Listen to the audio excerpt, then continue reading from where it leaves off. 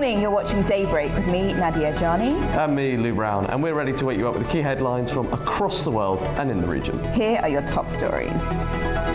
US seizes oil tanker off the coast of Venezuela. Nicolas Maduro calls it an act of piracy. Ukraine is finalizing work on a peace plan to present to the US, according to Zelensky.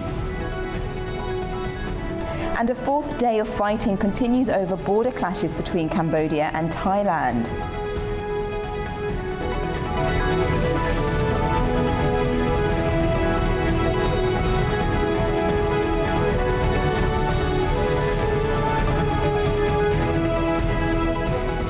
First this morning, US forces have seized an oil tanker off the coast of Venezuela. It marks a sharp escalation in Washington's pressure campaign against South American country's dictator Nicolas Maduro's government. US President Donald Trump confirmed the operation on Wednesday, saying, "We've just seized a tanker on the coast of Venezuela. A large tanker, very large, the largest one ever seized actually." Here's more on that story. A new escalation between the United States and Venezuela has begun in the Caribbean. President Donald Trump has confirmed that the US has seized a large crude oil tanker off the coast of Venezuela on Wednesday, and American military aircraft have been seen gathering at the former Roosevelt Roads naval base in Puerto Rico.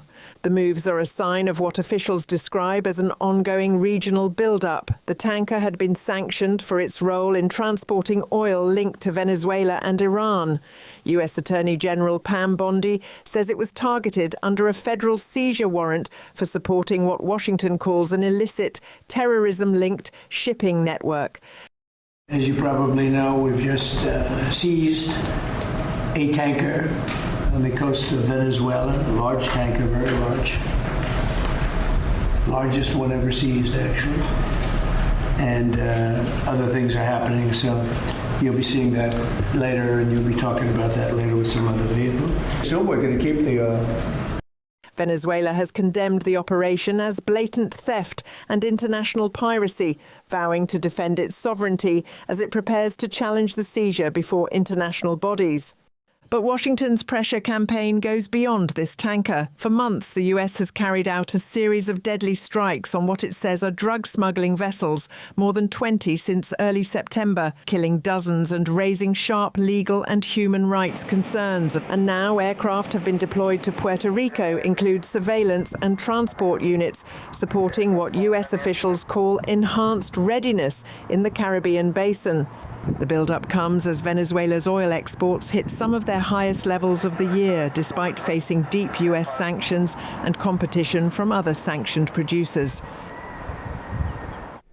We're now going to take a look at the story shaping the day across the globe, and we head first to our A News website. And US seizes sanctioned oil tanker off coast of Venezuela, Trump says. So this is the top and leading story, as you would have just seen in the report, that the operation was carried out by the US Coast Guard, and details of the vessel remain undisclosed, and those operations have resulted in an estimated 87 deaths. Yes, Nicolas Maduro, we know, is calling this an act of piracy, very visceral attack on what the US actions. We've seen footage there declassified that made the headlines this morning. Caracas has increased its own coastal deployments amid this US activity as well, and Venezuela insists its forces will resist any US attack. Now, Nicolas Maduro, the current leader of Venezuela, has used language such as protecting sovereignty, protecting coastal areas, and protecting what is rightfully Venezuela's property in regards to the tanker and Venezuela's oil, which is very rich in oil, we might add as well. And this is a very aggressive stance from the US, and follows on from a lot of Caribbean build-up as well. Indeed, exactly that. So it just continues the pressure that the US is trying to put on Maduro's government in order to for him to basically step down and leave. Now we're going to go to the next story that's leading the headlines on CNN's website, and that is Venezuela's Machado arrives in Norway after daughter accepts Nobel Peace Prize on her behalf. Now we're staying with Venezuela only because Machado was due to go to Oslo. Yesterday we also covered the story as the Nobel Peace Prize organisers said that it was going to be unlikely that she was going to make it, but her family was there. We later saw that she was able to be in the country but was not there for the ceremony. So her daughter accepted the Nobel Peace Prize on her behalf. That is Machado, has faced extreme danger traveling due to the decade-long Maduro-imposed travel ban. And in an audio message, Machado said that she was en route and thanked those who risked their lives to help her travel all the way to Europe. Yeah, quite a remarkable story about, we don't know the means of how she got to Oslo. We don't know how long it took her. We don't know when she left. There's a lot we don't know about how she got there, but she got there. There was also anti-Nobel Peace Prize protests following, saying she champions this American and pro-American stance. Some in Venezuela that do not like that stance. But obviously she won this award on her view on democracy and trying to bring democracy and change to Venezuela. This was initially received by her daughter, and Machado later has given press conferences to various different outlets and thanked everyone. But domestically in Venezuela, with the leadership of Nicolas Maduro, this has been struck down, and he has not acknowledged the award and said that Machado is in fact a fugitive now.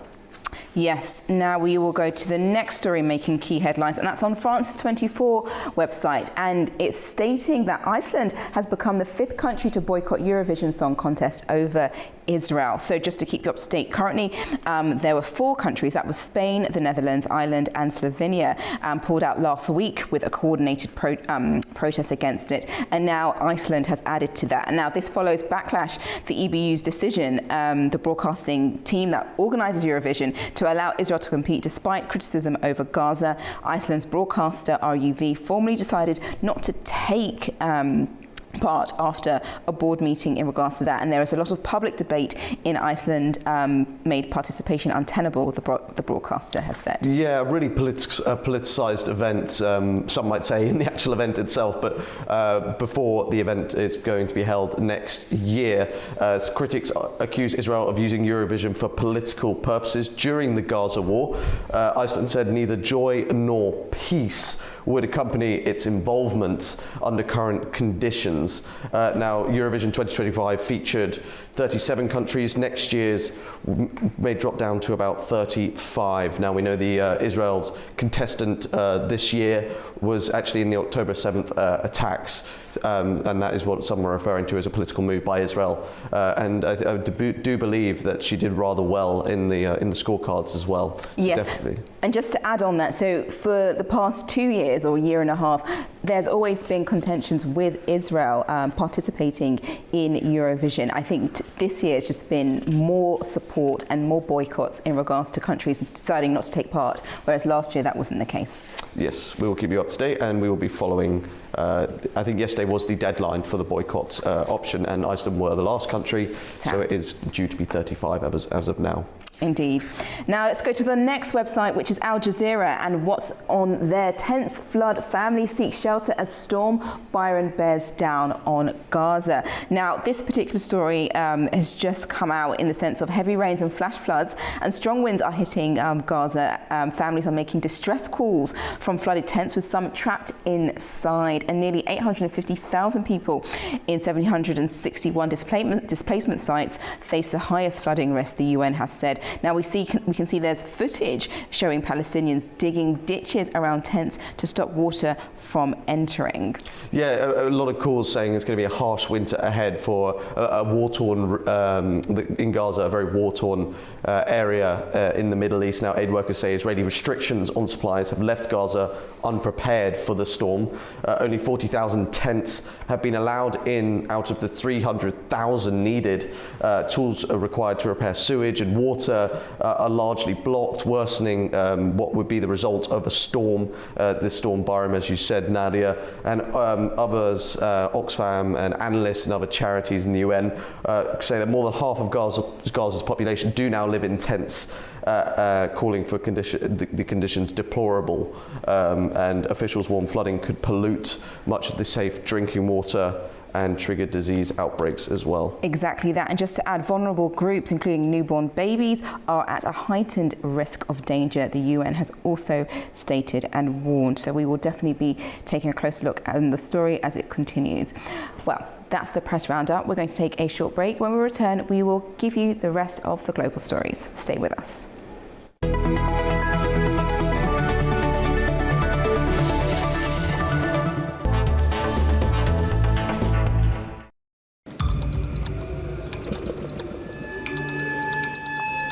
Inside Politics delves deeply into the heart of global issues shaping our world today.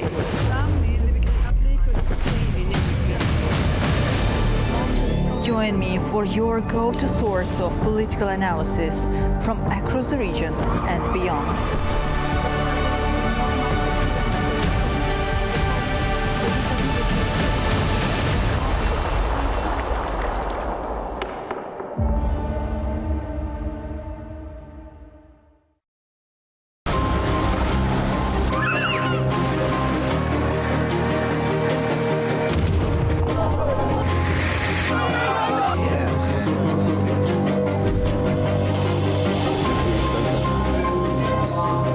And welcome to Primetime. What a show we've got lined up for you.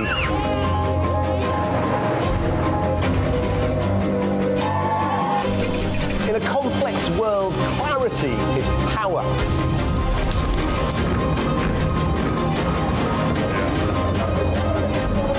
Two hours live, diplomacy dissected in a spin-free environment.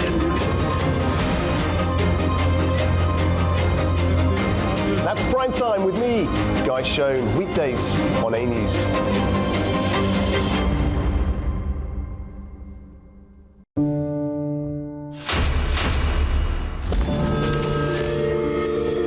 If you had to repeat this path, would you do it? I don't know.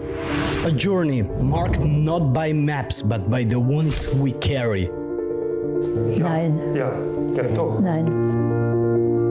This story stretches across continents, empires, and religions. From Germany to Caucasus. Das ist eine schwere Frage. So heute nicht. Story of success, friendship, deportations, and disappearances. Ночью пришли, арестовали моего дядю, и больше о нем мы ничего не знаем. A community that rose and almost disappeared. Его расстреляли в 1937 году. Был расстрелян как немецкий шпион. This is a story of a migration that shouldn't have survived. Da gibt's eine schöne Geschichte.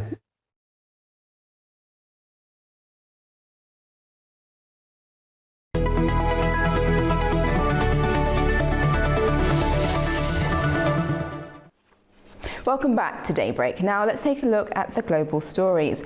European and US leaders are stepping up talks on how to bring the war in Ukraine to an end, with Washington now taking a more direct role. Their latest call on Wednesday comes in the middle of sharp words from President Donald Trump and growing questions about future support from Western allies. Here's more.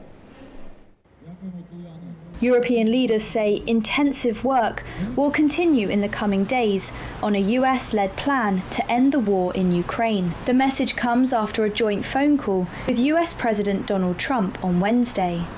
UK Prime Minister Sir Keir Starmer, French President Emmanuel Macron and German Chancellor Friedrich Merz said they agreed that this was a critical moment for Ukraine, its people, and for shared security across the Euro-Atlantic region.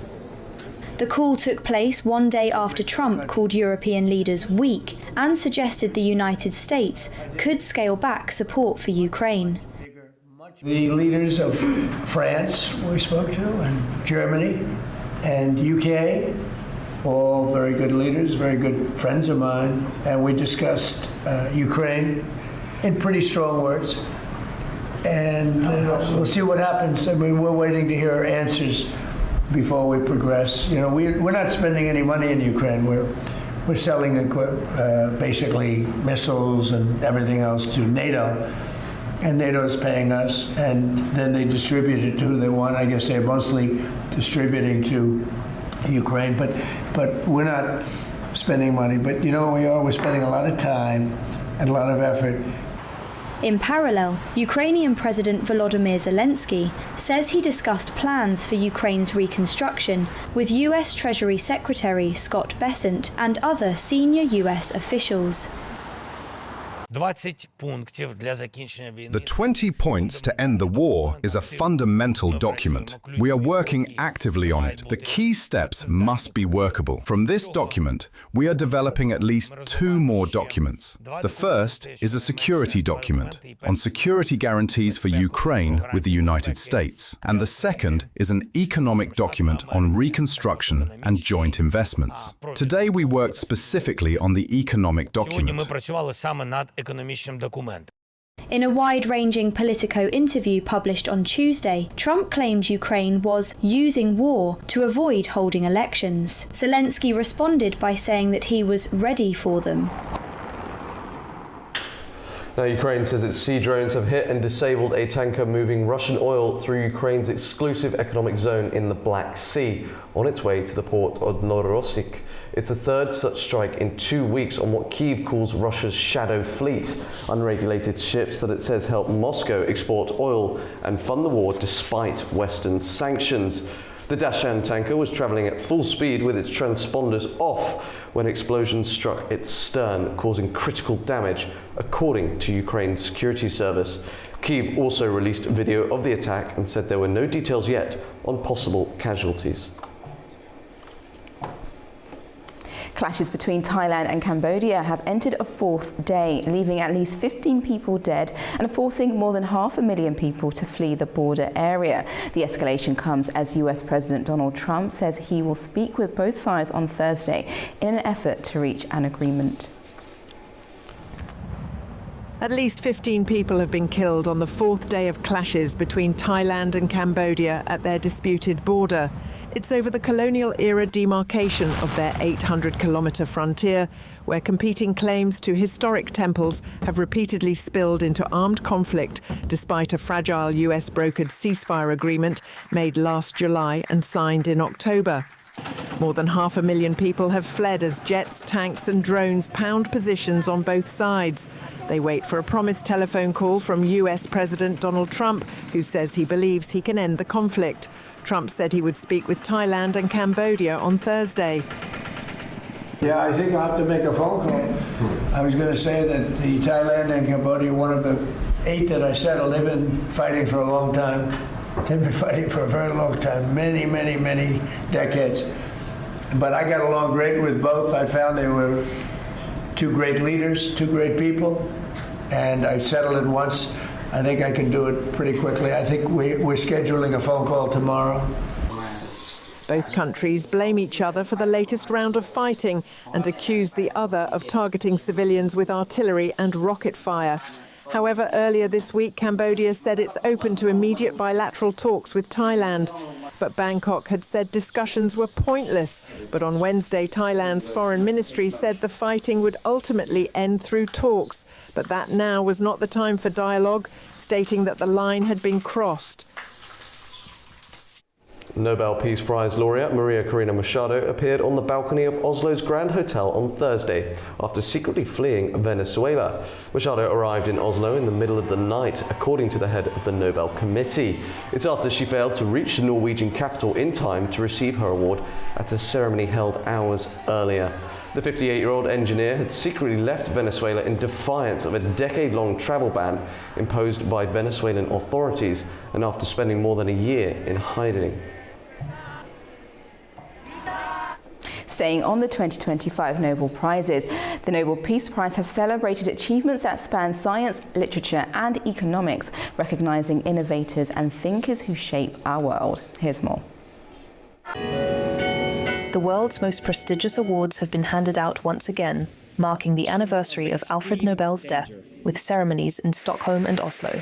In Norway's capital, the Nobel Peace Prize was presented at Oslo City Hall to Venezuelan opposition leader Maria Corina Machado, though she could not attend due to security concerns. Her daughter accepted the award on her behalf.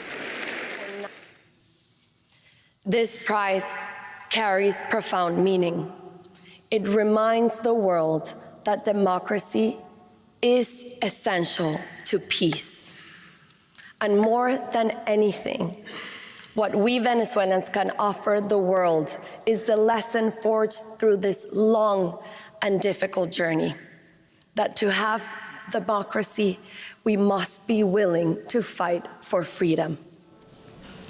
In Stockholm, Sweden's King Carl XVI Gustaf presided over the presentation of medals and diplomas for the other categories, followed by the iconic Nobel banquet at City Hall. This year's laureates spanned science and culture. In medicine, Mary E. Brinkow, Fred Ramsdell, and Shimon Sakaguchi were recognized for breakthroughs in immune tolerance. Physics and chemistry prizes honored advances in understanding the universe. Laszlo Krasznahorkai received the Literature Prize for his visionary prose. And Joel Mokyr, Felipe Aguion, and Peter Howitt were awarded the Economics Prize for work on innovation-driven growth. As always, each laureate received a gold medal, a diploma, and a cash award of 11 million Swedish krona. Turning to the European Song Contest, and Iceland is the 5th country to withdraw from the 2026 competition. It comes after Israel was given the go-ahead to compete, deepening the crisis facing the competition. Pro-Palestine protesters gathered outside the country's public broadcaster, which announced Iceland's decision on Wednesday. The decision to allow Israel to take part next May had already prompted Spain, the Netherlands, Ireland and Slovenia to boycott in protest over Israel's conduct in the war in Gaza.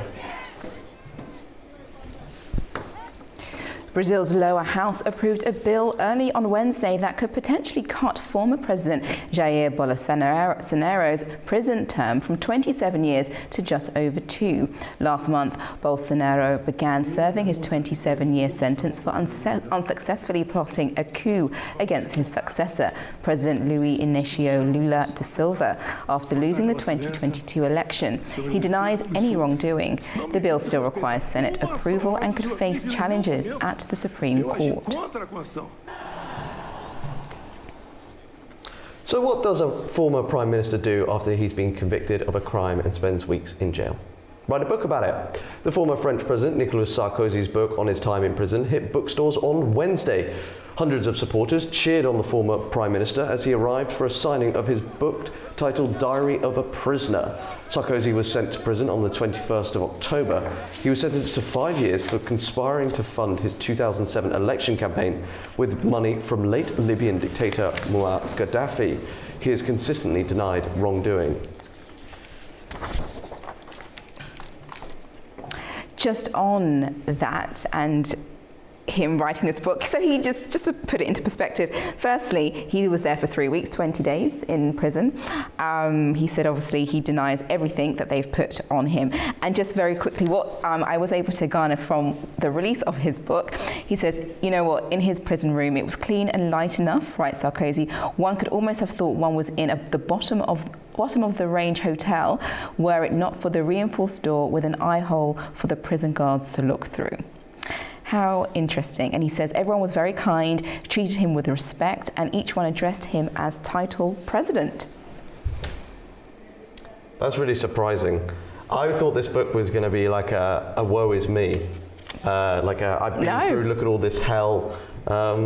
He just described he's describing basically free accommodation, in other words, of what his respect he was given, the luxury he was given. The luxury he was given, and also he did say, however, there was plenty more like this, how he was kept awake on his first night by a neighbour in the isolation wing, singing a song from The Lion King and rattling his spoon along the bars of the cell. Oh, gosh, how annoying for him. Someone singing Hakuna Matata. Hakuna Matata, or I Just Want to Be King was one of the tunes that was sung. Very interesting. I wonder whether, this was obviously during his appeal, I wonder whether he'll end up going back to prison or whether his time incarcerated is done. I think he wants to put a full stop on that, which is why the book is out, detailing his time in prison, even though it was only for 20 days, now that he is now under home arrest. Very interesting. There you go. Now, turning to the social media ban for under 16-year-olds in Australia, Brussels is also signalling it may borrow parts of their model. Support for tougher rules is also growing on the UK streets, even though London says it has no plans for a similar move. Australia's sweeping ban on social media access for children under 16 is already prompting a rethink in Europe, where lawmakers say the move offers a real-world test of how far governments can go to protect young people online. In Brussels, key figures argue the EU must move faster on age limits and tighter controls. at a time when adolescent mental health and addictive platform design remain major concerns. In Parliament, we recently voted an own initiative report where we call for an age limit for access to social media. We want it to be 16 years, but if parents give consent, it could be from 13 years. And we want that age limit to be controlled. The move has triggered debate well beyond Europe's institutions. In Britain, where the government insists it has no plans for a ban, many parents say Australia's lead highlights the gap between children's online exposure and current safeguards. Banning? I don't know. I think that feels quite strong. I think it's up to the like, I don't know, maybe they can just put in some sort of controls on it so that it's a little like they're sort of working out what's being fed. But I guess it's difficult with the algorithm, isn't it? But yeah, basically just make it a bit more child friendly rather than banning them. I think it's a great idea. I wish they'd do it a little bit here because anyone can get in touch with your child at the touch of a button. Several countries, from Denmark to New Zealand to Malaysia, are considering whether to study or emulate Australia's approach, making the nation a test case for how far governments can go with age gating without stifling speech or innovation. Interesting. We've obviously been following this. Unsurprising, other countries are talking about it, stirring a bit of a public discussion, global discussion. Yes. What do you think of it? I think it's good. I was always, when it was first kind of proposed, I was always for Australia doing this. I think I said it's good for their mental health, good reasons behind it. I think you were opposing me at the time. I don't know if you still stand with that. I hold my views. Brilliant. Okay, no, that's fine. There's nuances, though, aren't there? There are nuances, but I do think it is a really good move. As much as, you know what, you might get pushback from teenagers, from parents that think teenagers can handle it. I think it's a good move. I really do. I really hear. I think all sides of the story are valued in this because there's no right answer. There's no right way to do it. There will be problems with implementing a ban. Yeah. There'll be problems with allowing complete freedom of it. So that goes without saying. But what we can't go without mentioning is what the US has proposed just on social media coming out this morning.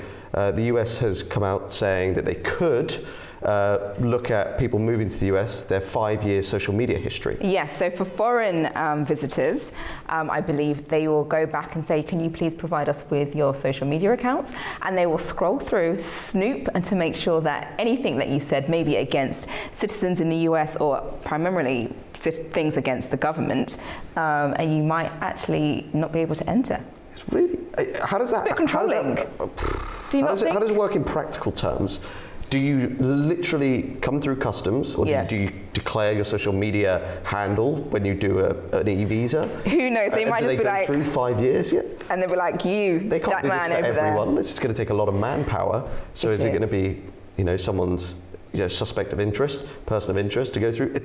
There's so many facets to this. But on that, so since Trump has been in office, a lot of tourism has actually dropped and reduced over his immigration stance and now over a number of things when he wants to do with foreign nationals and foreign visitors. So this is actually going to cripple their tourism industry, which California, especially like Hollywood, is seeing at the moment, as well as Canada deciding no longer to visit their neighbour as much as they used to. So this is actually just going to add to all of that. It's interesting. It's definitely. It's unsurprising, but it's also incredibly surprising in seeing that they want to do it this way. Yes. This is not a policy I saw coming, given Trump's rhetoric on immigration policies. Yeah, he wants everybody out, basically. So we're now going to take a break. When we return, we'll discuss the key regional headlines with a studio guest to help us unpack more. Stay there.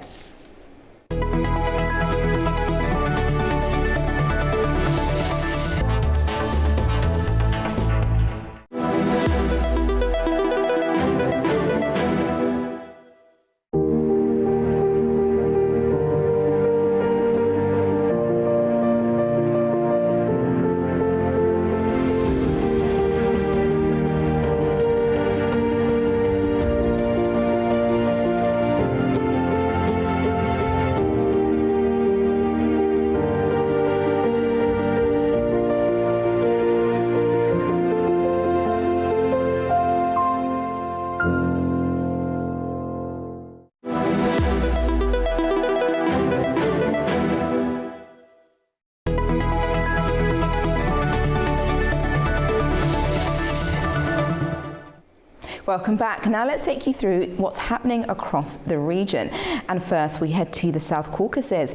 And regional dynamics in Eurasia are shifting, and a growing number of states are turning toward deeper cooperation under the Organization of Turkic States. Our report looks at what is driving this transformation and what it could mean for the wider region. Look at the map of Eurasia, and one thing stands out. For years, a geopolitical vacuum stretched from the Caucasus to Central Asia, a space neither anchored to Russia nor tied to the West. But that landscape is shifting. A new actor is taking shape. The Organization of Turkic States. What once began as a modest cooperation platform is now described as a geopolitical center, a title underscored at the recent Gabala summit on the 7th of October. The rise of the OTS is driven not by culture, but strategy. The Russia-Ukraine war, the Iran-Israel confrontation, instability in Afghanistan, a widening global divide are all forcing Turkic states to rethink their security and economic paths. In a document named The Rise of the OTS, is Turkic cooperation filling a geopolitical vacuum, analyst Svante Cornell notes. These states seek neither to fully align with the West nor fall under a Russia-China-Iran axis. They want their own space, and OTS has become the mechanism to secure it. In just a few years, the organization has expanded far beyond symbolic summits. It now coordinates work across more than 35 fields, from transport and energy to digitalization and even space cooperation. Security, however, has been the real turning point. Yet another transformation is happening beneath the surface, a digital and economic integration. Kazakhstan aims for a fully digital state. Uzbekistan is building a massive tech workforce. Turkey is exporting defense and digital technologies, and the OTS is aligning these ambitions. Leaders have already agreed to create a Turkic Digital Innovation Center, a Turkic Artificial Intelligence Network, digitize the Trans-Caspian Corridor, and launch a Green Finance Council steps toward a shared digital ecosystem. At Gabala, the introduction of OTS Plus marked another shift, opening cooperation to non-Turkic states such as Georgia, Pakistan, and potentially Armenia. This marks a shift from an ethnic-based framework to a broader geopolitical platform. Today, the OTS is building east-west transport links, coordinating defense industries, digitalizing borders, and creating shared financial and technological networks. Now, as Azerbaijan prepares to host the 13th World Urban Forum, Baku is stepping onto a global stage to showcase its rapid progress in post-conflict rebuilding, smart city planning and green urban development. World Urban Forum 13 offers the country a chance to influence international debates on sustainable cities, while also placing its own urban strategy under scrutiny, from governance and climate resilience to community engagement. Well, joining us now is Parvana Valieva, member of Milli Majlis of Republic of Azerbaijan. Have I said that right? Yes. Okay, great. Good morning. Thank you very much for coming in. Good morning. Thank you for having me. Now, just on the Urban Forum that's coming up in Baku, how does that reinforce Azerbaijan's position as an emerging leader in sustainable urban development and global climate resilience? The World Urban Forum is one of the UN largest event on sustainable urbanization. In fact, it is the largest non-legislative UN event and the third in terms of large scale of participants. It is the third one after UN Climate COPs and UNGA. And it brings together governments, private sector, city mayors, experts, civil society organizations, youth, to discuss how cities can develop in the future, because right now half of the world's population live in the cities. It's approximately 56% of all population, and this forum directly shape global housing, environmental, urban policies, as well as infrastructure. It mainly gives a platform for all stakeholders to discuss discuss, to debate about the most pressing challenges regarding sustainable urban development, then smart city technologies, financing urban development, slum upgrading, smart cities, and etc. So far, this forum has been hosted by different cities, for example, Nairobi, Barcelona, Vancouver. Last year it was in Cairo, and next year it will be in Azerbaijan, Baku Olympic Stadium, between 17 to 22 May. Okay, wow. So do you think Azerbaijan can actually, post-conflict, provide a reconstruction model to help others, serve as a blueprint for other regions that also face similar challenges? Yes, Azerbaijan has a critical role here and play an active role in sustainability dialogue, global sustainability dialogue. Also, we have successful experience conducting international events like COP29 we hosted successfully last year. Also, different Olympic Games, Formula One, and etc. Also, we have our own commitments to urban development and also climate resilient city planning. We have now transforming Karabakh and Eastern Zangezur region, which are the post-conflict areas of Azerbaijan, into green areas, green technology areas. We have here very successful projects, smart cities, smart village concepts. Also, we have a global commitment regarding these liberated territories of Azerbaijan. We committed to have net zero carbon emissions here by 2050, and Azerbaijan has also very good successful urbanization practices in different regions of the country. For example, Baku is a modern, safe, dynamic city and now capable to welcoming a large scale of international participants. Some really interesting points there. Now, what will Azerbaijan do at this forum that can serve as an example to other countries, such as digital governance? You touched on post-war reconstruction, smart cities, things like that. But what are the main things that Azerbaijan will highlight here? The main theme of WUF 13, we say WUF 13, housing the world, safe and resilient communities and cities. Because housing crisis is one of the part of the debates. As we know, more than 300 million people are now homeless, and 1.1 billion people still living in slums and informal settlements. So the housing crisis will be the part of the debate, all because all these create significant health, safety and economic challenges, and take the people at risk, living at risk, and also housing is one of the fundamental human rights. It's very important to highlight this. Also, Azerbaijan conducting this event have its own initiatives. For the first time in the WUF's history, Leaders Summit will take place during WUF 13.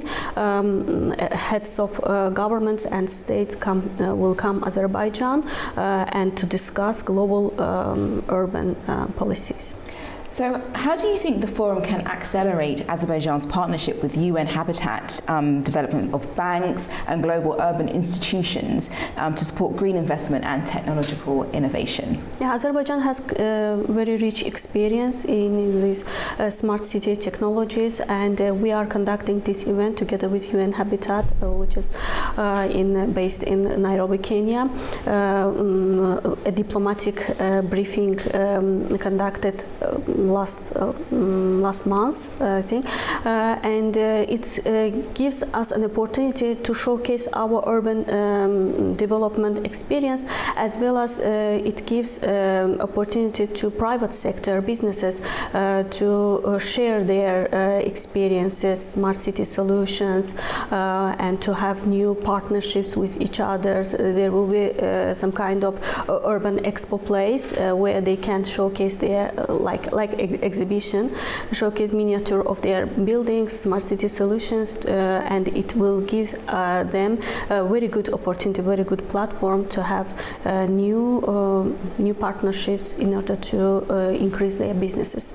And just looking at other World Urban Forums, are there any examples that Azerbaijan is looking to take ideas from, and what will make this one stand out? What will make this one new and have a legacy?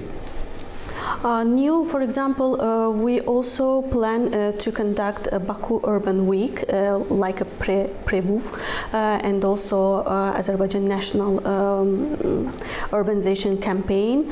Also, we will have a lot of roundtables for women, for businesses, for youth, for parliamentarians, and a lot of good experts there to share their own perspectives, as well as to discuss their own issues regarding urban planning. Thank you very much, Pavana, for your insights today. Thank you very much for having me. Thank you. Great, that was Pavana there talking to us about the Azerbaijan Forum, which is upcoming. Now, a new 5-year partnership framework between Georgia and the United Nations has set out priorities for development through 2030. The agreement outlines economic, social and governance goals. Our correspondent Nini Nikolashvili has more. Georgia and the United Nations have formalized a new partnership agreement for 2026-2030, a framework meant to guide cooperation on sustainable development at a time when the country's political landscape remains sharply divided. The document, signed by Prime Minister Irakli Kobakhidze and the UN resident coordinator in Georgia, Didier Trebuk, sets out targets in economic growth, social protection, education and governance. At the signing ceremony, Kobakhidze highlighted strong economic indicators and long-term ambitions to transform Georgia into a high-income state. UN resident coordinator Didier Trebuk underlined that true development is not prosperity for the few, but opportunity for the many, signaling the UN's expectation that reforms must address disparities and protect democratic principles. With only 5 years left to meet global SDG milestones, the new agreement places Georgia at a crossroads, either turning economic growth into broad-based benefits or allowing ongoing political turbulence to undermine long-term development goals. Nini Nikolashvili, Tbilisi, A News. Those were your regional stories. After the break, we will speak to an expert to discuss Russian investment in India's stock market and defence partnership. Stay with us.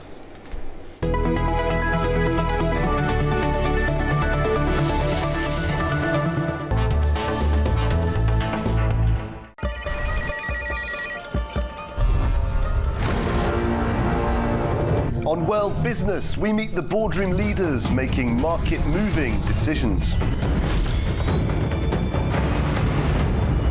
And find out how leaders are dealing with continuous technological disruption.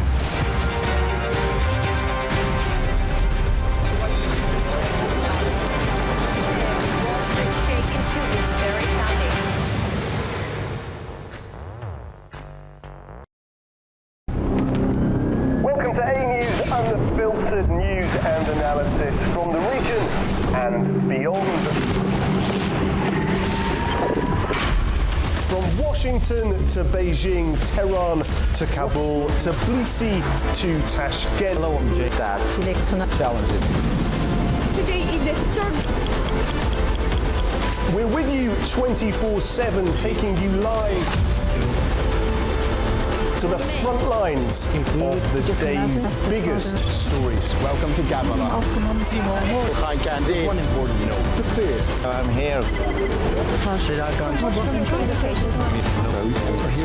Azerbaijan and Armenia. Hello, we are recording on the 8th of November.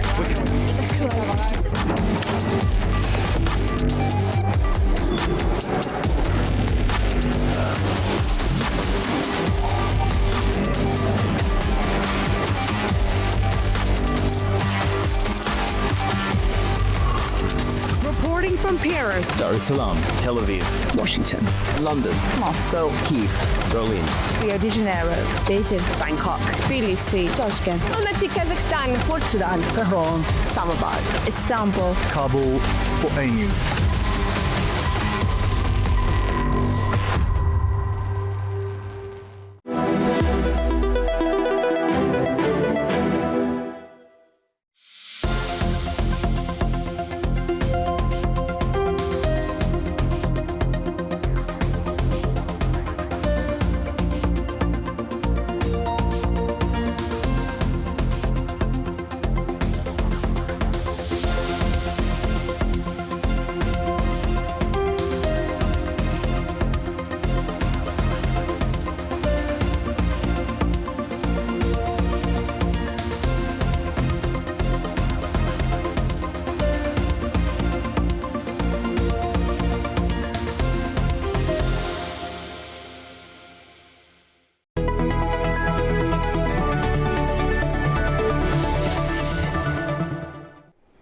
Welcome back to Daybreak. It's coming up to 10 minutes to the hour, and we're now going to go diving into exploring our global story in greater detail.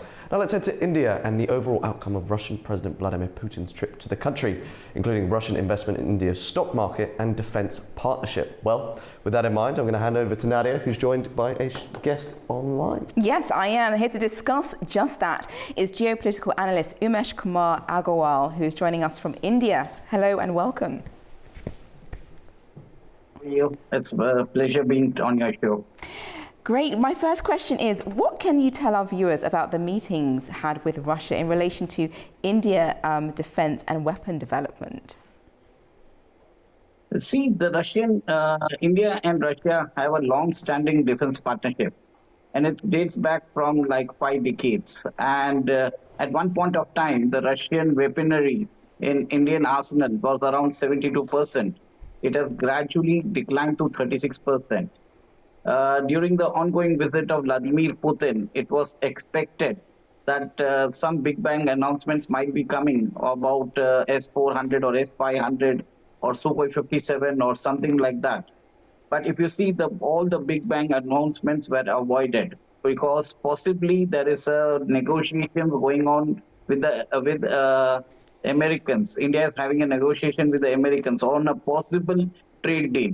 And also one more thing, EU chief Ursula von der Leyen is coming to India next month as a chief guest for India's Republic Day celebration. India wants to avoid all sorts of possible conflict. But one thing was there is Russia and India agreed that they would set up, Russia will provide technology to India, India will produce all the components in India, and they will fulfill the requirement of India, and then India will also export these components to Russia also, and Russian allies, Russian defense exports also, because Russia is unable to fulfill demands of its traditional buyers. So many countries like Algeria, Vietnam, Malaysia, Indonesia are seeking Russia's components, and they are unable to provide. But India is having a rich experience about the Russian weaponry, and we have customized it according to our requirements. Russia is also very much keen that India and Russia can develop some components in India, and India can act as a bridge to service these contracts, the Russian contracts, which Russia is unable to do due to the Ukraine-Russia war. So, Mr. Agarwal, in that sense then, what is the joint venture between Russia and India when it comes to weapon development and defense plans? It seems that India is helping Russia bolster its weaponry. Is Russia also doing the same on the other side? What does this policy or this partnership look like? See, basically what is happening is India is trying to fulfill its own requirements for Russian weaponry. And India has been, as I've told you, historically, India and Russia have a historical 5 decades old partnership. Certainly, we have systems which needs Russian spare parts. This is a phase in which the Indian weapons are being left unusable.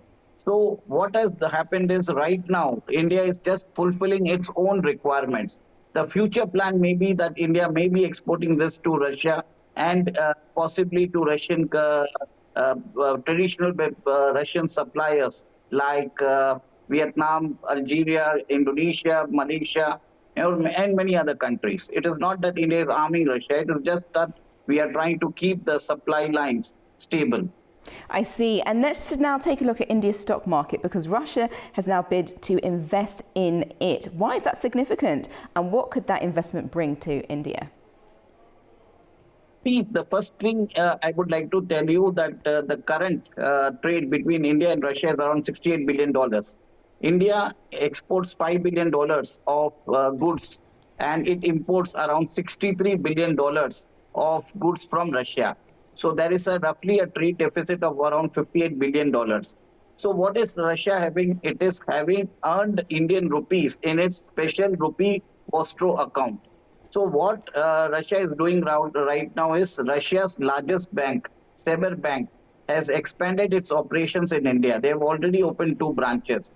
Now they are providing an equity instrument for Russian individuals, Russian citizens, and Russian institutions to invest in the Indian stock market. There is an Indian stock exchange named Nifty 50. Russia is providing us a bouquet for Russian investors to invest in Indian stock market in these 50 stocks. Apart from that, Russian Cyber Bank is also contemplating to invest in Indian government securities and private corporate bonds. So what will happen is this rupees, which is lying unused in Russia's special rupee Vostro account, which will be invested in the Indian stock market. It will be invested in the Indian bond market. And even Russia is planning to increase the cross-border investment through this fund. So basically, Russia is looking for deepening the partnership with India. And if you see, Russia and India have set a trade target of $100 billion by 2030, and which I think is quite achievable, considering the flurry of investment agreements which have been signed, like India and Russia have signed a fertilizer deal, and also Russia has offered that they are even willing to give India the technology for passenger aircrafts as well. Yes. So a lot of talks are happening in this regard also. Thank you. And Mr. Agarwal, just very quickly, if you just can sum up the fact that Ursula von der Leyen is coming to India in the next few weeks. How does India position itself as being a marketable trade partner with Europe, with Russia, and the other global international actors as well? Yeah, basically, India is looking for strategic autonomy as well. If you see, India has signed a reloss agreement with Russia. So this gives India an access in the Arctic, but also Russia gets an enhanced presence in the Indian Ocean region. And India has also signed this logistic agreement, LEMOA, with America. India is the only country which can dock its ships at both the Russian ports and American ports. So and one more thing is that India is also trying to act as a peacemaker. And next month, Vladimir Zelensky is scheduled to visit India as well. Along with later, Ursula von der Leyen is also planning to visit. And later in the year, many high-profile visits from European leaders, including Italian Prime Minister Meloni, will also visit India. So that was confirmed yesterday by the Foreign Minister. Great. Well, thank you so much for your insights, Mr. Agarwal. Thank you for joining me this morning. Yeah, it's a pleasure of mine. Thank you very much. We're now going to take a break. Don't go anywhere, as we'll give you the next global stories.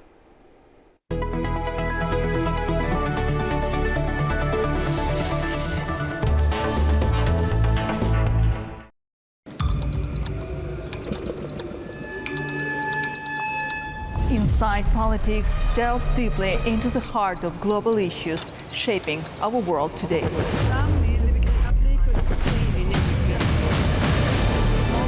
Join me for your go-to source of political analysis from across the region and beyond.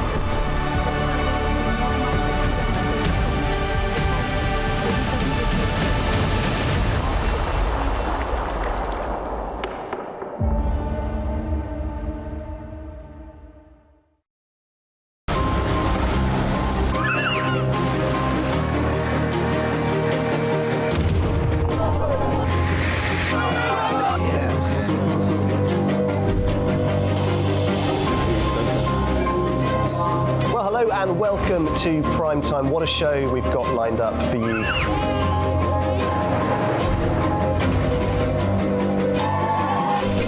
In a complex world, clarity is power.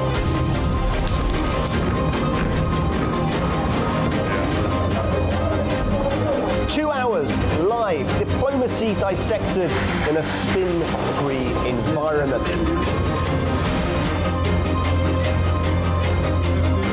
That's Prime Time with me, Guy Schoen, weekdays on A News.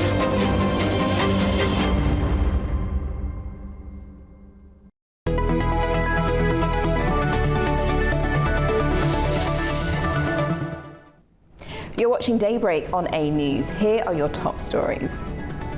US seizes oil tanker off the coast of Venezuela. Nicolas Maduro calls it an act of piracy.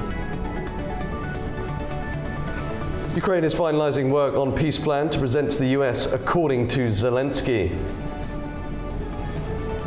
And a fourth day of fighting continues over border clashes between Cambodia and Thailand.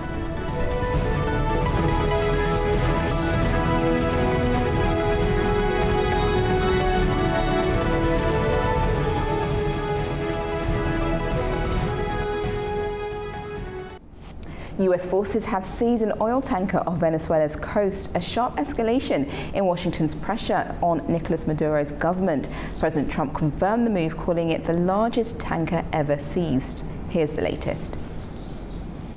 A new escalation between the United States and Venezuela has begun in the Caribbean. President Donald Trump has confirmed that the US has seized a large crude oil tanker off the coast of Venezuela on Wednesday, and American military aircraft have been seen gathering at the former Roosevelt Roads naval base in Puerto Rico. The moves are a sign of what officials describe as an ongoing regional build-up. The tanker had been sanctioned for its role in transporting oil linked to Venezuela and Iran. US Attorney General Pam Bondi says it was targeted under a federal seizure warrant for supporting what Washington calls an illicit, terrorism-linked shipping network. As you probably know, we've just seized a tanker on the coast of Venezuela, a large tanker, very large. Largest one ever seized, actually. And other things are happening, so you'll be seeing that later, and you'll be talking about that later with some other people. So we're going to keep the... Venezuela has condemned the operation as blatant theft and international piracy, vowing to defend its sovereignty as it prepares to challenge the seizure before international bodies. But Washington's pressure campaign goes beyond this tanker. For months, the US has carried out a series of deadly strikes on what it says are drug smuggling vessels, more than 20 since early September, killing dozens and raising sharp legal and human rights concerns. And now aircraft have been deployed to Puerto Rico, include surveillance and transport units, supporting what US officials call enhanced readiness in the Caribbean basin. The build-up comes as Venezuela's oil exports hit some of their highest levels of the year, despite facing deep US sanctions and competition from other sanctioned producers. The US Federal Reserve has cut interest rates again after another divided vote, but it's also signalling a pause on any further reductions for now. The central bank says it wants clearer signs about where the job market and inflation are heading, noting that inflation is still somewhat elevated. Fed Chair Jerome Powell said the main interest rate is now close to what many see as a neutral level after a series of cuts over the past year. New Fed projections show policymakers expect only a small rate cut in 2026, with inflation expected to ease next year, even as economic growth picks up and unemployment stays moderate. A reasonable base case is that the effects of tariffs on inflation will be relatively short-lived, effectively a one-time shift in the price level. Our obligation is to make sure that a one-time increase in the price level does not become an ongoing inflation problem. But with downside risks to employment having risen in recent months, the balance of risks has shifted. Our framework calls for us to take a balanced approach in promoting both sides of our dual mandate. Accordingly, we judged it appropriate at this meeting to lower our policy rate by a 1/4 percentage point. The US House has approved a huge defense policy bill on Wednesday, authorizing a record number, $901 billion in annual military spending. It's an $8 billion more than President Donald Trump's request earlier this year. The US House of Representatives on Wednesday advanced the National Defense Authorization Act, the NDAA, for the next fiscal year with broad bipartisan support. The bill authorizes nearly $900 billion for military programs, including a 3.8% pay raise for service members. It invests directly in the men and women who wear the uniform by improving pay, strengthening housing, expanding childcare, and ensuring access to timely, high-quality health care. It also makes targeted improvements to training, capabilities, and modernization so our force remains the world's premier fighting force. The fiscal year 26 NDAA builds a stronger military, a more resilient industrial base, a more secure nation. The NDAA allocates $800 million for Ukraine over 2 years under the Ukraine Security Assistance Initiative and provides $175 million to support the Baltic states under the Baltic Security Initiative. It also repeals the 1991 and 2002 authorizations for force against Iraq and overturns the 2019 Caesar Act, which imposed sanctions on Syria over war crimes during its 13-year conflict. The bill now moves to the Senate for final approval. European and US leaders are stepping up talks on how to bring the war in Ukraine to an end, with Washington now taking a more direct role. Their latest call on Wednesday comes in the middle of sharp words from President Donald Trump and growing questions about future Western support. Here's more. European leaders say intensive work will continue in the coming days on a US-led plan to end the war in Ukraine. The message comes after a joint phone call with US President Donald Trump on Wednesday. UK Prime Minister Sir Keir Starmer, French President Emmanuel Macron and German Chancellor Friedrich Merz said they agreed that this was a critical moment for Ukraine, its people, and for shared security across the Euro-Atlantic region. The call took place one day after Trump called European leaders weak and suggested the United States could scale back support for Ukraine. The leaders of France we spoke to, and Germany, and UK, all very good leaders, very good friends of mine, and we discussed Ukraine in pretty strong words. And we'll see what happens. I mean, we're waiting to hear answers before we progress. You know, we're not spending any money in Ukraine. We're selling basically missiles and everything else to NATO, and NATO is paying us, and then they distribute it to who they want. I guess they're mostly distributing to Ukraine, but we're not spending money. But you know, we're spending a lot of time and a lot of effort. In parallel, Ukrainian President Volodymyr Zelensky says he discussed plans for Ukraine's reconstruction with US Treasury Secretary Scott Bessent and other senior US officials. The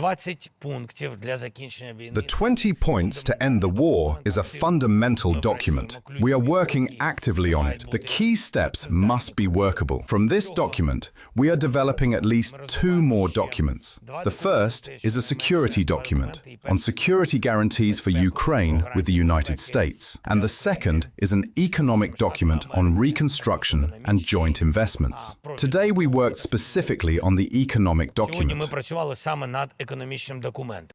In a wide-ranging Politico interview published on Tuesday, Trump claimed Ukraine was using war to avoid holding elections. Zelensky responded by saying that he was ready for them.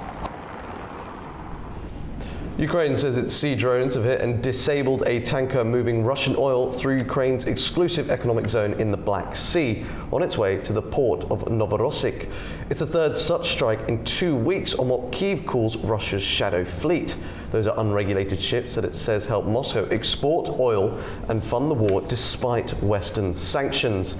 The Dashan tanker was travelling at full speed with its transponders off when explosions struck its stern, causing critical damage, according to Ukraine's security service. Kyiv also released video of the attack and said there were no details yet on possible casualties. Clashes between Thailand and Cambodia have entered a 4th day, leaving at least 15 people dead and forcing more than 500,000 people to flee the border area. The escalation comes as US President Donald Trump says he will speak with both sides on Thursday in an effort to reach an agreement. At least 15 people have been killed on the 4th day of clashes between Thailand and Cambodia at their disputed border. It's over the colonial-era demarcation of their 800-kilometre frontier, where competing claims to historic temples have repeatedly spilled into armed conflict, despite a fragile US-brokered ceasefire agreement made last July and signed in October. More than 500,000 people have fled as jets, tanks and drones pound positions on both sides. They wait for a promised telephone call from US President Donald Trump, who says he believes he can end the conflict. Trump said he would speak with Thailand and Cambodia on Thursday. Yeah, I think I'll have to make a phone call. I was going to say that the Thailand and Cambodia, one of the 8 that I settled, they've been fighting for a long time. They've been fighting for a very long time, many, many, many decades. But I got along great with both. I found they were 2 great leaders, 2 great people, and I settled it once. I think I can do it pretty quickly. I think we're scheduling a phone call tomorrow. Both countries blame each other for the latest round of fighting and accuse the other of targeting civilians with artillery and rocket fire. However, earlier this week, Cambodia said it's open to immediate bilateral talks with Thailand. But Bangkok had said discussions were pointless. But on Wednesday, Thailand's foreign ministry said the fighting would ultimately end through talks. But that now was not the time for dialogue, stating that the line had been crossed. Now, Beijing and Moscow are carrying out scheduled defence exercises as part of their annual cooperation framework. The newest operation adds to several joint activities held in recent months. Our China correspondent Manur Maktoum has more. China and Russia have carried out a joint strategic air patrol over the East China Sea and Western Pacific, conducted under the framework of their annual military cooperation plan. According to China's Defense Ministry, the mission marked the 10th combined air patrol since 2019 and involved long-range bombers, fighter jets and early warning aircrafts from both sides. This latest patrol followed a year of expanded Sino-Russian military cooperation across multiple domains. In August, the 2 countries held their flagship naval drill, Joint Sea 2025, near Vladivostok. And after the exercise phase ended, the participating vessels continued into a 2-week joint maritime patrol through the Western Pacific. These activities were accompanied by a 3rd joint anti-missile drill held on Russian territory in early December, highlighting how their cooperation is now expanding into missile defense and strategic early warning fields. Beijing framed the operation as routine and not directed at any third party, while emphasizing that the patrol enhances coordination and deepens strategic trust between the 2 air forces. Manur Maktoum, A News, Beijing. China and Russia coming together for military exercises is quite interesting. Not to say that we know they've got a very strong relationship, as well as many others in that East region is, as well as Europe is doing a lot of that as well. Yeah, it's not so much surprising. We know that following the relationship that China and Russia have, you say, but it's also, I think, interesting to highlight the USA's national security strategy here. Just for those viewers who might not know, we know that in that document, a 34-page document, the USA effectively said in other terms, we're not happy with everything China's doing in its foreign policy, but we're not going to denounce it and we're definitely not going to get involved. Now this is interesting because we know recently they had some issues with Japan, China. They had some flights, they had some radar issues, and the US came out denouncing that. So this might tie in a little bit to how the US might have their opinion on the actions. Yeah, everyone seems to be flexing their military arm, it seems, in different places, different waters. And obviously we can see what the US is doing in the Caribbean waters with Venezuela.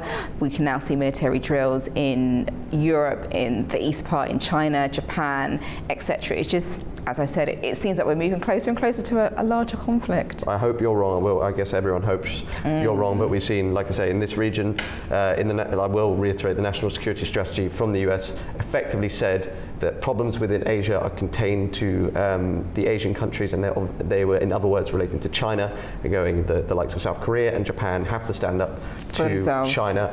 We're not going to come to your help. But they did denounce these actions. So again, a change of tack. We know that the unpredictability of the US administration is vast. Yes, indeed. Now we're going to turn to the European Song Contest, and Iceland is the 5th country to withdraw from the 2026 Eurovision Song Contest. It comes after Israel was given the go-ahead to compete, deepening the crisis facing the competition. Pro-Palestine protesters gathered outside the country's public broadcaster, which announced Iceland's decision on Wednesday. The decision also allowed Israel to take part next May, as has already prompted Spain, the Netherlands, Ireland and Slovenia to boycott in protest over Israel's conduct in the Gaza war. Brazil's lower house approved a bill early on Wednesday that could potentially cut former President Jair Bolsonaro's prison term from 27 years to just over 2. Last month, Bolsonaro began serving his 27-year sentence for unsuccessfully plotting a coup against his successor, President Luiz Inácio Lula da Silva, after losing the 2022 election. He denies any wrongdoing. The bill still requires Senate approval and could face challenges at the Supreme Court.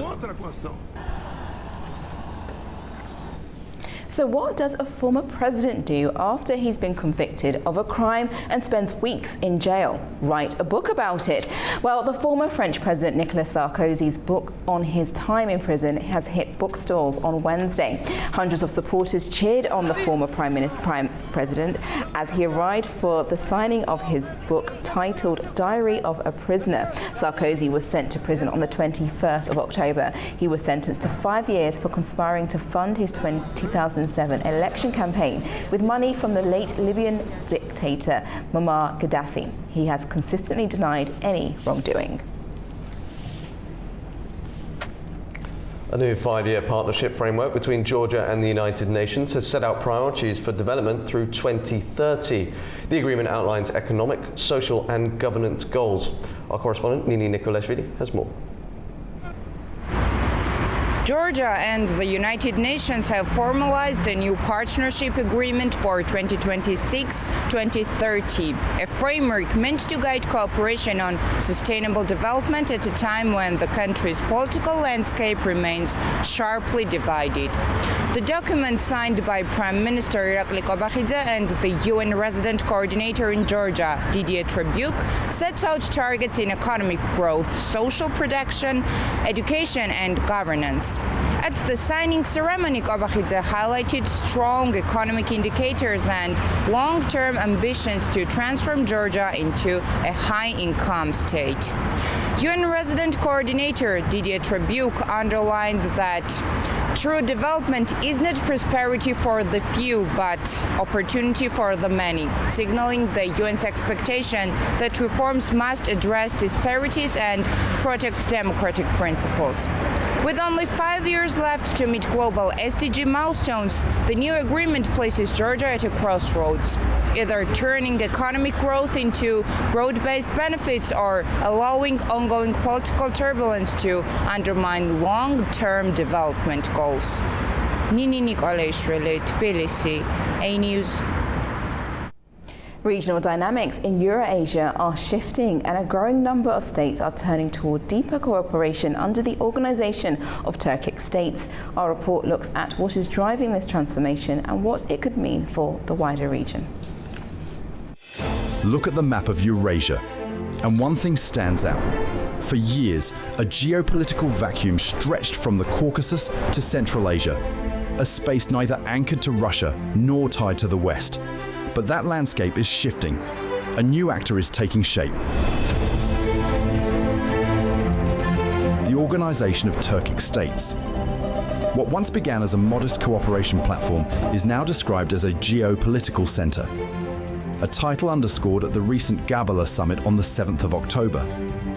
The rise of the OTS is driven not by culture, but strategy. The Russia-Ukraine war, the Iran-Israel confrontation, instability in Afghanistan, a widening global divide are all forcing Turkic states to rethink their security and economic paths. In a document named The Rise of the OTS, is Turkic cooperation filling a geopolitical vacuum, analyst Svante Cornell notes. These states seek neither to fully align with the West nor fall under a Russia-China-Iran axis. They want their own space, and OTS has become the mechanism to secure it.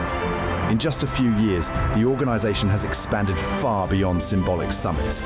It now coordinates work across more than 35 fields, from transport and energy to digitalization and even space cooperation. Security, however, has been the real turning point.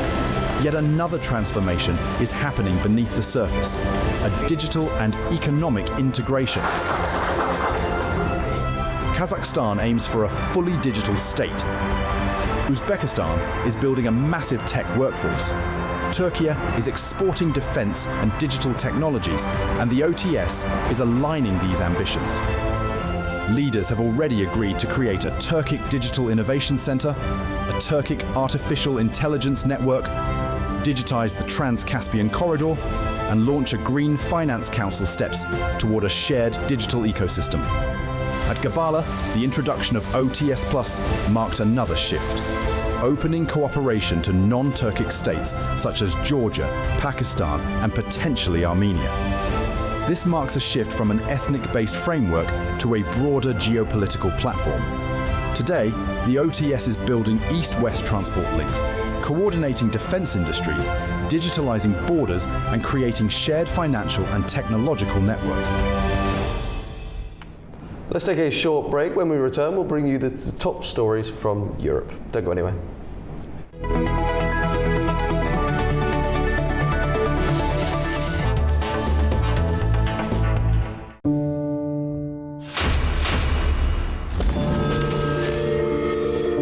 If you had to repeat this path, would you do it? I don't know. A journey marked not by maps, but by the ones we carry. Nein. Nein. This story stretches across continents, empires, and religions.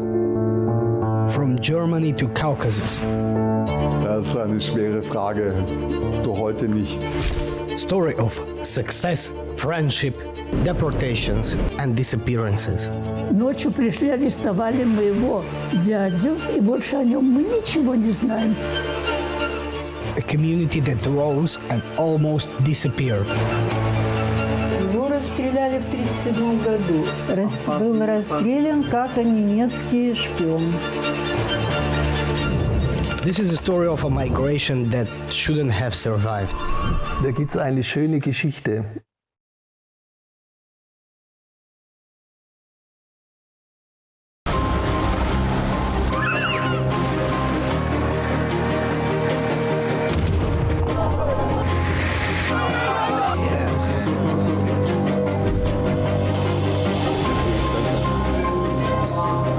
And welcome to Primetime. What a show we've got lined up for you.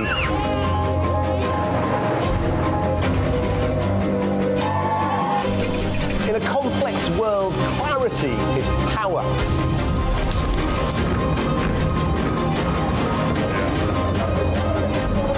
Two hours live, diplomacy dissected in a spin-free environment.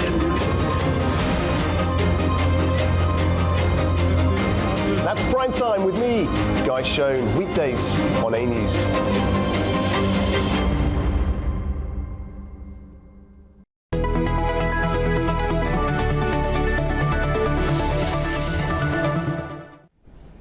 Welcome back. Now let's turn to the UK, and its asylum seeker system is under scrutiny after a watchdog found system inefficiencies and wasted funds. Our correspondent has more on the story.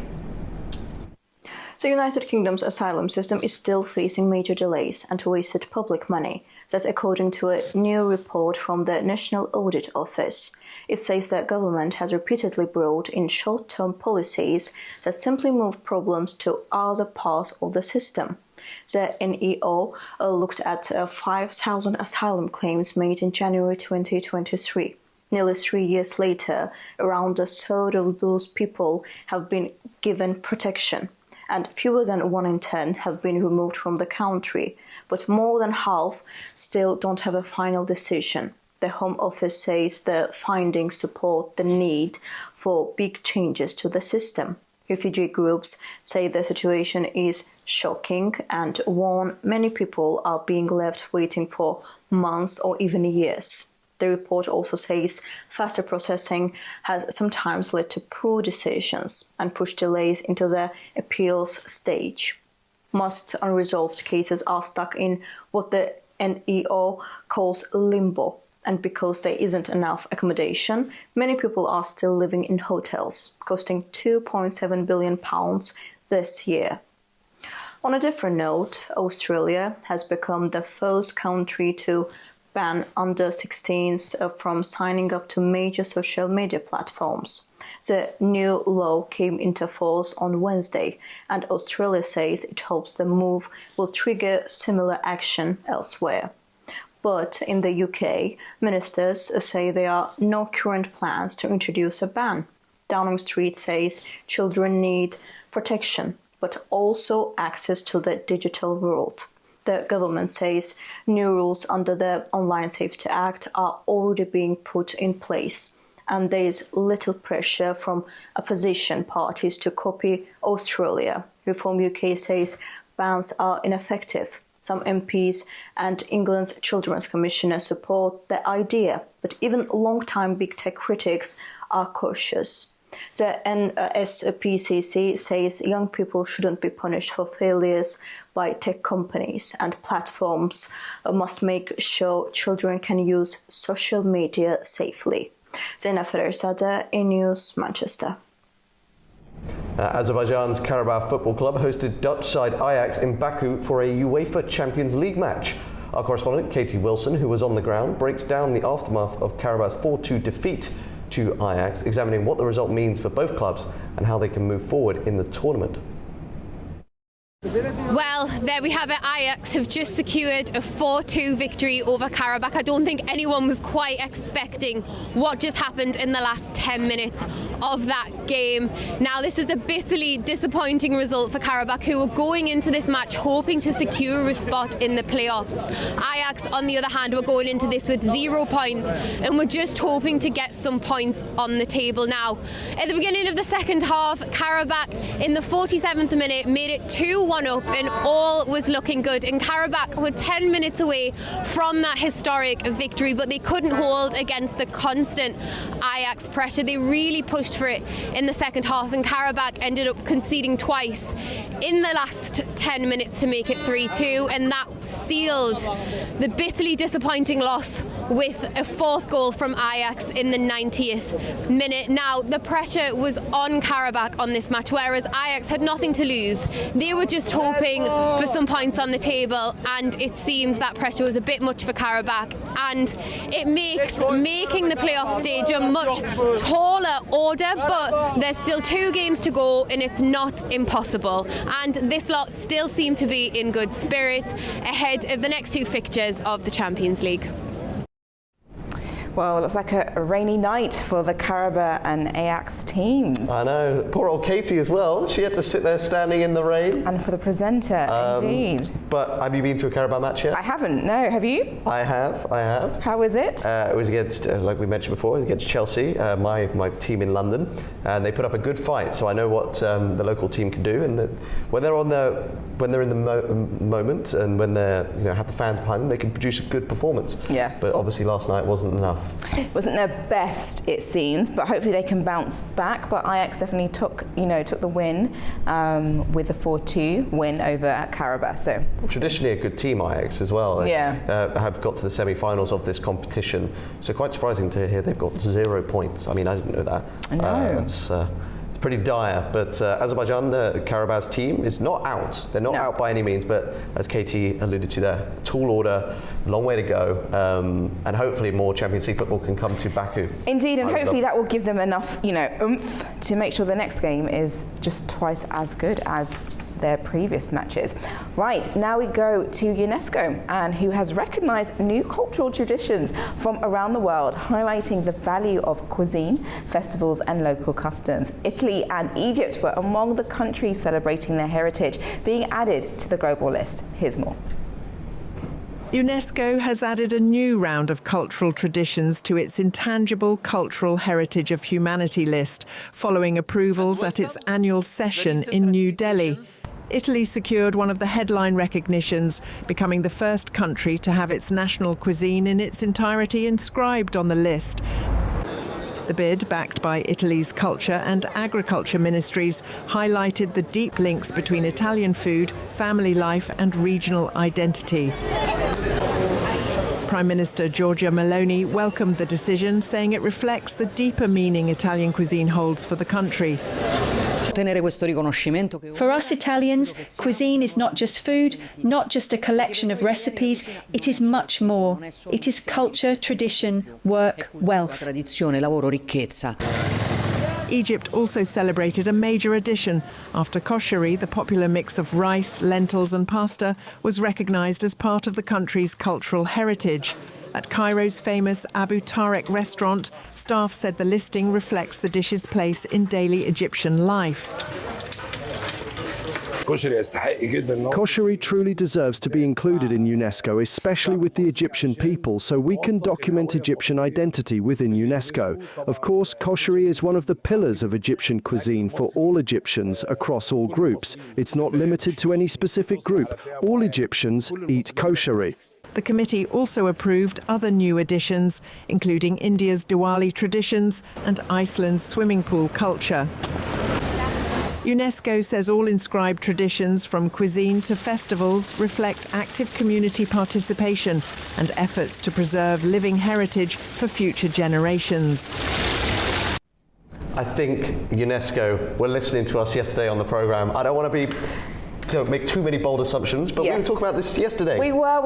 It's the same hour, the same moment, the same everything. We definitely teed it up nicely, and Italy has taken the crown, as well as Egypt, to be added to UNESCO's cultural cuisine of food and tradition. It's great. In light of our discussion yesterday, and I left the office feeling I was salivating, I was hungry, I was ravenous for some food. And in the evening, I told you, we'll tell the viewers off, whilst we were off air, I was saying I had pasta last night. Yes. It had cream.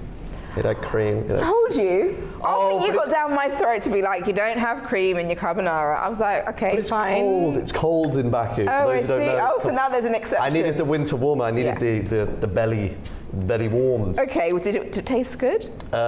It was okay. Oh, I see. It's nothing like these. It's nothing like coming straight from an Italian household. Yeah, with all the flair. But anyway, you were talking through. I didn't know what Egypt cuisine is. So yes, I've been to Egypt, and I forget the name of their cuisine, but it's very nice. It's kind of like their national dish, and it's a mixture of like kind of like spaghetti with lentil beans, like soup. It is kind of like a stew mixed up with it, and then they have these hard, like I would describe it as like a fried bread type of thing, but it's very thin, very crunchy, very nice. I really liked it. But you've been saying it's quite polarizing, though. Some people, it's like Marmite. Yeah. We won't go into that. A lot of people say that they either like it or they hate it, and I just happen to really like it. Yeah. As well as all the other Egyptians who were there in the same restaurant as I was. Ooh, well, it must be something I might try. I don't see many Egyptian restaurants. Oh, yeah. We should. I'm sure there's one or two in Baku. What bracket does it come under? Is this Middle Eastern food? Is this Persian food? No, because you'll say it's Northern African. Yeah. North African food in that area, which is great for Egypt, and hopefully UNESCO would also open its palette to more West African, South African dishes as well. Your favourite cuisine, though? What is it? It's a West African dish, and it's called red. Red? It's called red because it's like a bean stew with fried plantain, and you can either have it with beef or you can have it with fish, and it is lush. Where in Africa is it? West Africa, so it's Ghana. Ghana. Oh, wow. Yes. Wow. Well, red. Red. If I ever order red, I will, 1, doubt myself, and 2, think of you, Nadia. Please do, because it's delicious. Well, turning to the big blue, and dozens of endangered sea turtles have arrived in the US to recover from cold temperatures due to the upcoming winter. Florida Keys Turtle Hospital has taken these ectothermic creatures in as they seek respite from low temperatures. Cold-stunned turtles see their metabolism slow down. They cannot eat and cannot swim. Once the winter months are over, these turtles are expected to be returned to warmer waters. Experience a cold stunning and temperatures below 55 degrees water temperature. It slows down their metabolism. They get similar symptoms as a human would get with hypothermia. So some of these animals are critical. They have a pneumonia. It's very important to get these 25 turtles back in good health, return them to the wild to help save the species. Turtles, they're very cute, these sea turtles that have made its way to Florida for warmer weather. Yes. Have you seen a turtle before? No, I haven't. I have I think I was in, so not too far away from, I believe this is in Florida. Yeah. I was in Mexico and went diving, and they can be enormous. They're enormous, and they're really magical creatures. They almost look prehistoric because they've got this amazing glossy shell. Yeah. And like I say, the only other creature that comes to mind is like a crocodile with this the same prehistoric build. It sounds weird to say, but with their lovely shells and the fact that they can just glide through the waters. And they look harmless, and they do. They look so. Look at them. They're so tiny as well, and they obviously they're getting their size checked, making sure they're all okay. It's interesting what the lady in the actual describing it at the centre was saying, that obviously they get too cold where they're unable to swim and unable to eat, which means they reduce in their number, which is why they're endangered. So it's good that obviously this Florida Turtle Hospital is taking in a number, I think it's 25 in total, sea turtles, to make sure that they are in a warmer atmosphere before they are released back into the big blue sea. Do you know how long they live for? No. Well, I don't, because I teed that up terribly. I was like, you can tell me. No, unless I believe it to be a very long time. Okay. We're talking up to 100 years. Yeah. The only reason why I might know is because Disney had, if you remember the film, Finding Nemo, and the turtle is asked, how old are you? And he goes, I'm 125 and I'm still young. So we're fact-checking our journalism on Disney. Yeah, it was a very nice line, but I think you're right. I do think they live for a very long time, as long as the waters are not too cold, it seems. Very sad to see any population that reduces or has a struggle. And I think particularly turtles, the humans tend to get attached to a certain species, and we're very good at putting things forward to try and save species. We've seen, I think our director was mentioning earlier today that in the world there has been a story of a species that was extinct or almost level extinction to becoming highly endangered list. So there is hope to see that humans can do incredible things with these things. Yes, especially if they come in and do the right thing instead of things going backwards, because we know the white rhino is now extinct, I believe, and other creatures. But yeah, it's good news for these sad. Just quickly, turtles. I don't know if our director's listening. Sarawan, our director, can you it's still in captivity, so still being nurtured back. That's all credit goes to Sarawan, who is our director, for that information. Thank you. Great. Well, thank you for watching Daybreak with me and Nadia Jani. And me, Lou Brown. From all of us in the studio, thank you, and see you tomorrow.